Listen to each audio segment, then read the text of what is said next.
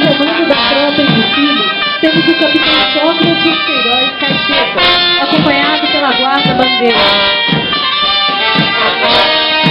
O primeiro pelotão é composto por policiais militares que executam o policiamento ostensivo ordinário nos municípios que compõem a 10ª Região da Polícia Militar, comandado pelo segundo-tenente Dionásio Júnior Caetano. O segundo pelotão representa as modalidades de policiamento especializado que são desenvolvidas em nossa região, de meio ambiente e trânsito rodoviário, bem como traz uma representação de policiais femininas, estando à frente do seu comando o segundo-tenente Leandro Carlos Cambraia. O terceiro pelotão representa a atividade de controle de distúrbios civis, sendo seu comandante o primeiro-tenente Júlio César Vilela.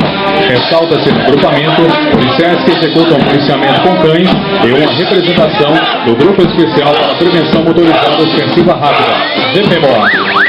Aproxima-se o pelotão motorizado, com representações da frota que é utilizada nas diversas modalidades de policiamento em nossa região.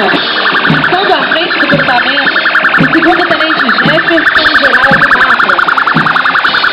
Encerrando o desfile, temos o grupamento representativo das crianças que participam do projeto social Pontapé Inicial e alunos do Colégio Tiradentes de Patos de Minas, acompanhados de Ferrinho do Legal e do mascote do colégio, nosso amigo Cari, que prestam suas homenagens a todos os presentes.